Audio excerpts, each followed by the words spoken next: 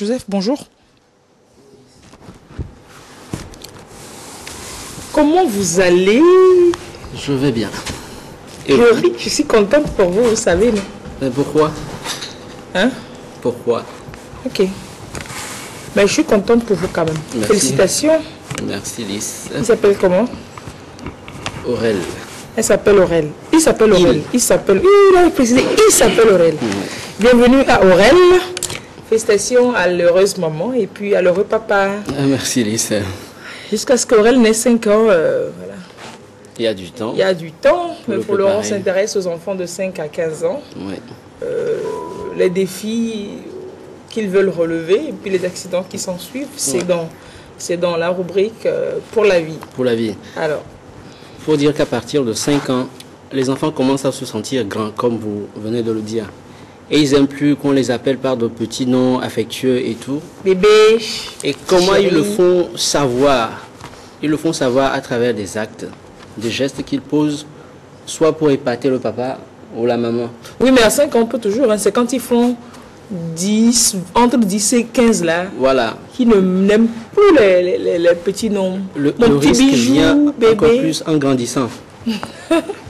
Et les parents ne doivent pas avoir peur de la répétition parce que c'est seulement en répétant les messages, en répétant les consignes que les enfants finissent par assimiler. Ce n'est pas en moralisant ou en agressant, En le criant dessus. en criant dessus que les enfants apprennent.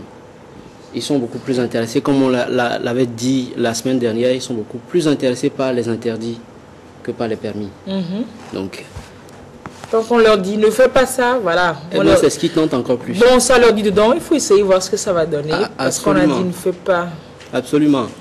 Et le premier risque que les enfants prennent à la maison, c'est avec les animaux. Quand les enfants sont en face d'animaux inconnus, ils adoptent généralement des attitudes empreintes d'un peu plus de prudence. Mais c'est surtout en face des animaux de compagnie de la maison. Ils Donc, sont habitués aux chiens, aux chats. voilà, c'est là que les enfants ne calculent plus les risques, le danger. Quand l'enfant approche par exemple un chien qui est en train de ronger son os et que le chien commence à grogner, l'enfant n'évalue pas forcément qu'il est en train d'agacer. Voilà, ça les amuse et c'est là que le drame arrive. Donc, le chien confond l'os à... non, il se sent menacé. Quand il est avec son truc, c'est son terrain, quoi. On ne doit pas l'approcher. On ne doit pas l'approcher. Ouais. Et les morsures et les griffures ne sont pas rares dans ces cas-là. C'est vrai que ce n'est généralement pas très grave, mais c'est surtout quand la taille de l'enfant est plus petite, la morsure est plus dangereuse. Donc, il faut vraiment prendre soin des enfants sur ce plan-là et faire en Mais sorte là, qu'est-ce que- qu'on va leur dire? soit Ils s'amusent avec le chien généralement. soit il faut isoler Mais les quand animaux le quand chien ils a mangent. os, ils vont continuer pas à s'amuser. Oui, il faut isoler les animaux quand ils mangent. Ou isoler les enfants quand ce type d'animal est en train de manger. C'est de la prudence pure, quoi. C'est pas super simple, mais bon, on va y arriver. Oui, le parent doit faire en sorte que l'enfant vive dans un environnement sûr. Ah ouais, si ça va se passer comme ça, là, s'ils doivent partager la même glace au même moment, bon Dieu, Oui, sauve-moi. voilà, comme ce que nous voyons à l'image. Comme ce que nous voyons. Là, on sent qu'il y a un peu d'intimité entre les deux. Ce n'est- Beaucoup même. Voilà.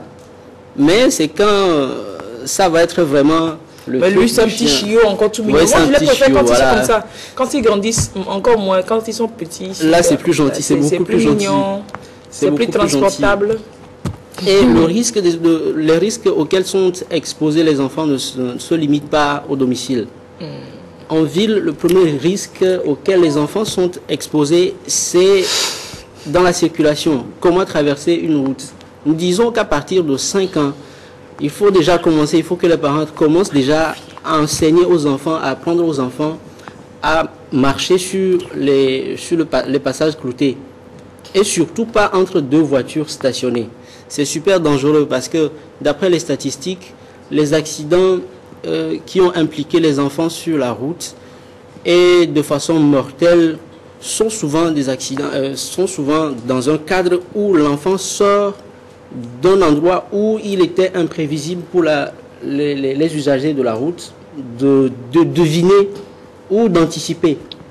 Donc quand il y a deux voitures stationnées et que l'enfant sort entre les deux voitures, il surprend tout le monde et sa petite taille n'est pas pour arranger les choses parce que les usagers de la route sont paniqués et ne contrôlent pas forcément leur attitude, quoi. Ou alors des fois quand la maison donne sur une rue, principale, ou alors même sur une route, on leur évite toujours de courir, de sortir de la maison en courant. Et puis, voilà. Parce que les enfants ont plutôt une vision axiale et pas bilatérale. C'est-à-dire que... Les gros mots là, c'est pour dire quoi? C'est-à-dire que regarder à droite et à gauche, ce n'est pas un truc inné chez l'enfant. C'est en grandissant qu'on assimile un peu plus ce geste de prudence. En regardant devant, mais tout en ayant les yeux de ce côté. Voilà, en voyant les deux côtés, la vision périphérique. Mais lui, c'est devant. Chez l'enfant, c'est devant. À fond. Donc, dès qu'il voit le passage est libre devant, il court. C'est pour ça qu'il faut enseigner aux enfants à traverser la route. En regardant à gauche et en regardant à droite. Et à droite. Et surtout, répéter ce message-là autant de fois qu'il est possible. Autant de fois qu'il est possible. Les parents doivent surtout éviter aussi de s'embarquer dans leurs propres contradictions. Parce que les enfants le savent. Bien sûr. Faut pas faire avec les enfants, faites ce que je dis et faites pas ce que je fais. C'est pas évident. Il faut toujours poser le bon geste devant l'enfant. Il faut lui montrer l'exemple. Le parent est par exemple en retard. Et parce que lui, il est costaud, il peut courir, il défie les voitures et l'enfant le voit faire ça. Demain, c'est... généralement, il vous rappelle à l'ordre. Hein. Maman, tu as dit que mais tu conduis trop vite. Absolument. C'est l'âge où les enfants peuvent vous rappeler à l'ordre dans vos propres contradictions. Donc, poser le bon geste devant l'enfant, c'est une attitude de vigilance et d'anticipation. Les risques auxquels les enfants sont aussi exposés, c'est quand ils font des sports.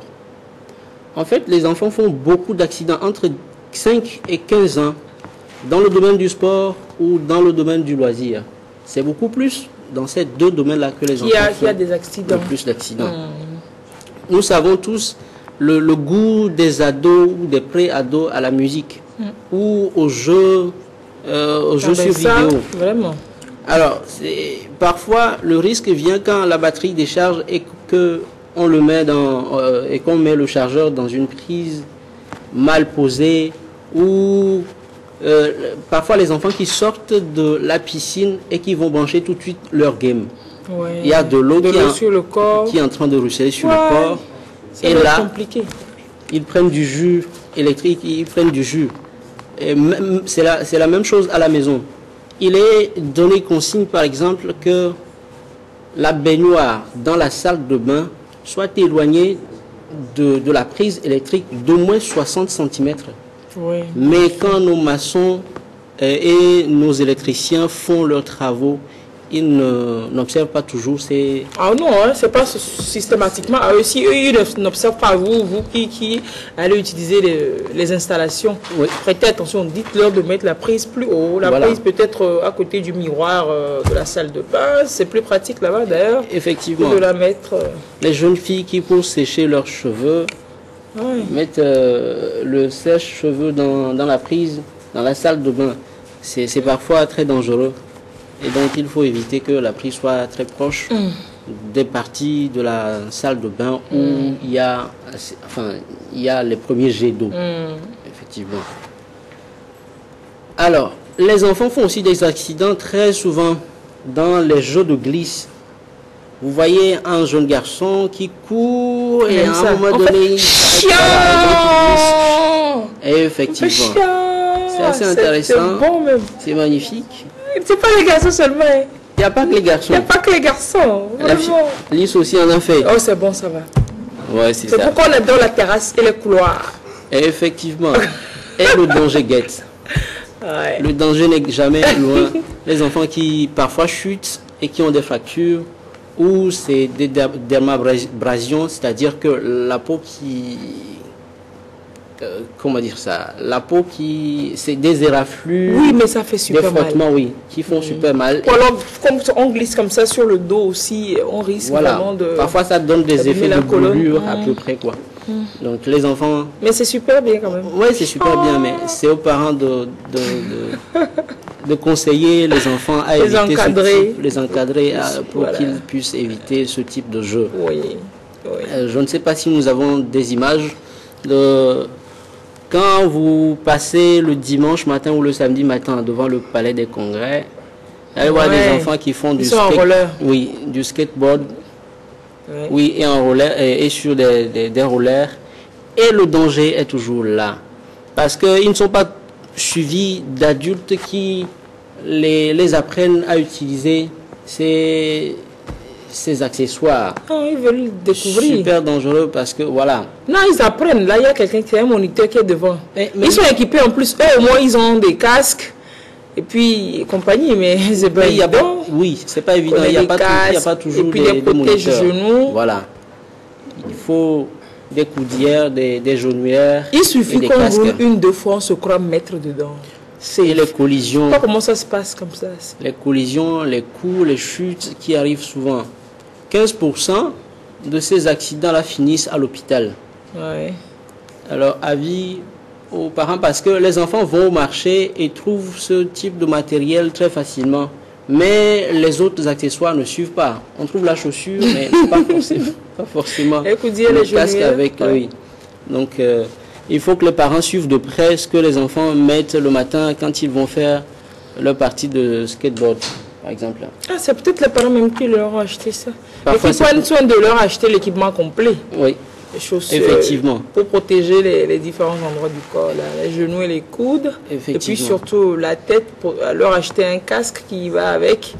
Parce que, bon, quel que soit le cas, ils doivent brûler les graisses, ils sortir l'énergie qu'ils ont. Oui, mais de quelle façon?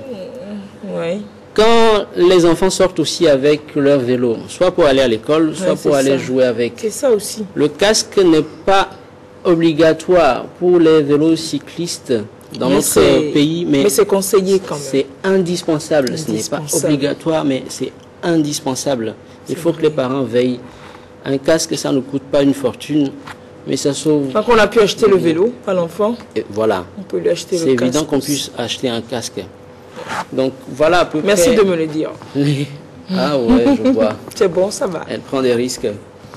Voilà à peu près les accidents auxquels sont exposés les 5 à 15 ans. Bon, il faut dire qu'eux-mêmes, ils prennent conscience de la chose, que les parents à chaque fois leur expliquent. Que les parents à chaque fois leur expliquent les risques qu'ils encourent en faisant telle ou telle activité, et puis je crois que ça va le faire. Ouais, et qu'ils aient surtout pas peur de la répétition. C'est cela. Répéter de façon positive et pas de façon pédagogique, oui, de répéter assez souvent, avec calme. C'est pas toujours évident à faire. Pas toujours évident. Pas toujours évident. C'est la meilleure façon de le faire. Pas très simple pour un parent d'être vigilant pour deux parce qu'il doit l'être pour lui-même. Pour lui-même et puis l'être pour... Mais c'est l'exercice que nous leur demandons. Ah ben tant qu'ils ont voulu être parents, autant assumer. Il faut s'en donner les moyens. Nouveaux parents. À bon entendeur. Salut. Merci. Merci. Pourquoi j'ai tout fait ce matin pour que tout le monde sache que tu es un nouveau garçon? C'est parce que tu adores cet exercice. Je ne sais pas pourquoi j'ai fait ça. Elle adore cet exercice. Informé. Joseph est papa d'un nouveau joli garçon. Arrête. C'est officiel maintenant, d'accord? Allez, on se lève. Bah. Ah oui, mais il est... toutes les filles de me sont pour maintenant, puis c'est bon. On prend une photo à la fenêtre et puis Honoré s'installe avec son invité pour parler du respect.